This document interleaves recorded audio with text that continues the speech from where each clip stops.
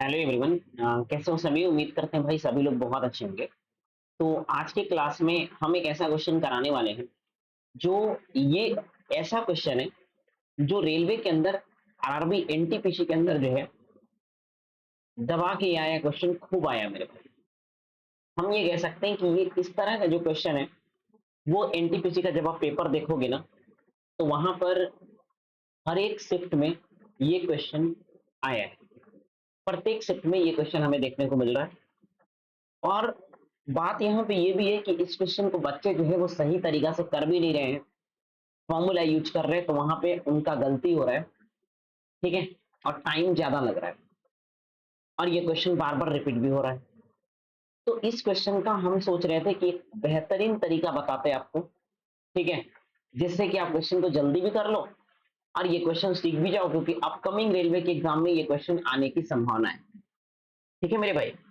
तो खासकर जो एएलपी सीबीटी 2 वाले लोग हैं, जरूर देखिएगा कि ये क्वेश्चन किस तरह से आएगा, बनेगा, यहाँ पर जल्दी किस तरह से बनेगा। ध्यान से समझते हैं। क्वेश्चन ये कह रहा है कि एक शॉपकीपर जो है कुछ स्कीम ऑफर करता है खिलौने पर of the same mark price, यानी कई सारे खिलौने हैं और सभी का मार्क प्राइस सेम है। और उस सभी खिलौने पर इस एक शॉपकीपर, एक दुकानदार जो है यहाँ पर अलग अलग तरह का डिस्काउंट देता है। सवाल हमसे ये कह रहा है कि इसमें से कौन सा स्कीम है, एबीसीडी में से कौन सा स्कीम है जहां पर कस्टमर को सबसे कम बेनिफिट होगा। क्योंकि एक कस्टमर जो है वो 7 खिलौने खरीदना चाहता है, तो उसे सबसे कम बेनिफिट कहाँ होगा।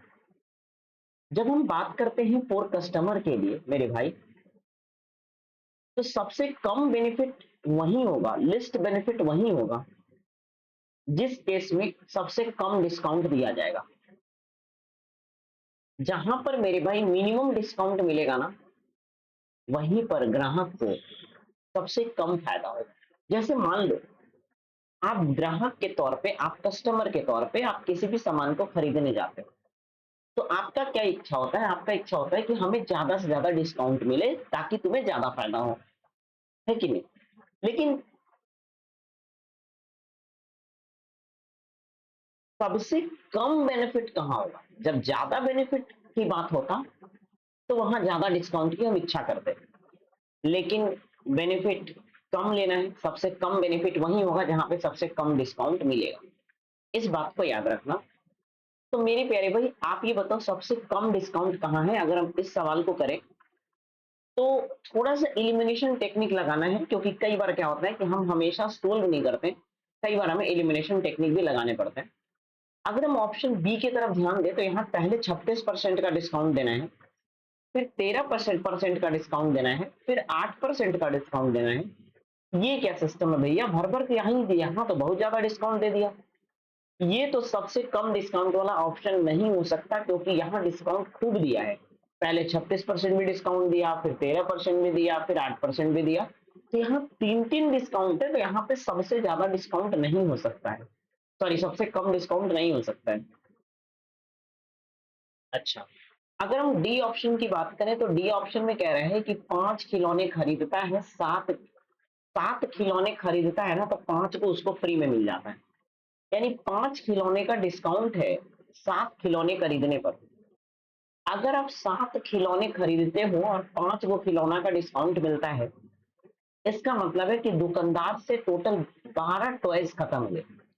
दुकानदार ने टोटल 12 टॉयज दिए आपको और उस 12 टॉयज में से आपको 5 टॉयज के बराबर डिस्काउंट मिल गया, यानी 5/12 का यहाँ पर डिस्काउंट है। 5/12 का मतलब हो जाएगा मेरे भाई, यहाँ पर 1/12 होता है 8.5%। 8.5% को जब आप 5 से गुना करोगे तो ये हो जाएगा मेरे भाई 42.5%। तो डी वाला जो डिस्काउंट आ रहा है वो 42.5% आ रहा है। ठीक है। अगर हम ये देखें ऑप्शन ए में 39% और 3% का डिस्काउंट है।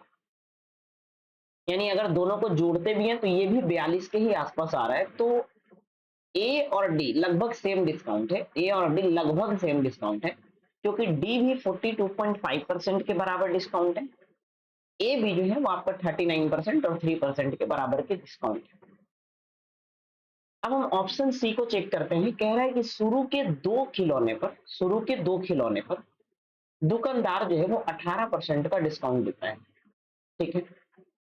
बचे हुए बाकी के खिलौने पर यानी 5 खिलौना बच गया, क्योंकि कस्टमर जो है वो टोटल 7 टॉयज खरीदते हैं, तो शुरू के 2 टॉयज पर 18% का डिस्काउंट है, तो रिमेनिंग 5 टॉयज पे 41% का डिस्काउंट होगा।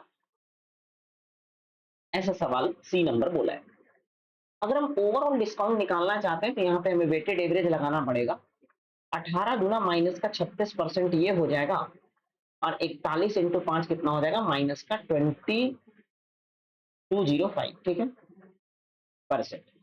क्योंकि ओवरऑल डिस्काउंट निकालना है, एक वस्तु पे सिंगल डिस्काउंट निकालना है, तो टोटल 7 वस्तुएं 7 से भाग देंगे, ठीक है। तो 36 और 5 41 यानी टोटल 241% का डिस्काउंट हो रहा है अपॉन 7। 7 3 जा 21, 3 आएगा ना, 7 4 जा 28, और फिर 3 आएगा, तो 7 4 जा 28। लगभग इतना परसेंट का डिस्काउंट आ रहा है सी में।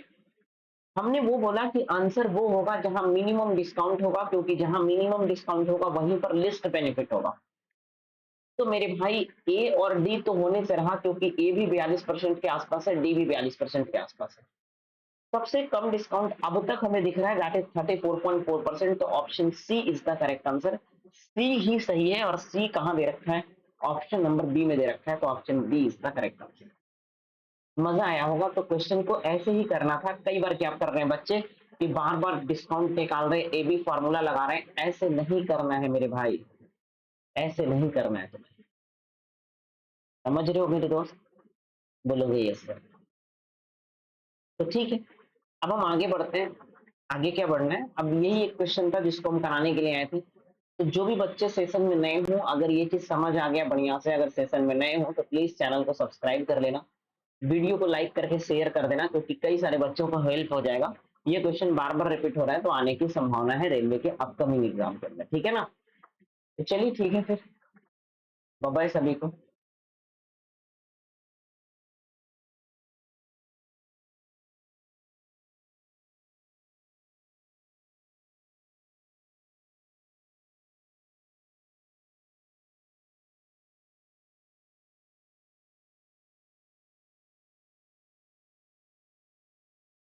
यार कटेगा कैसे यार?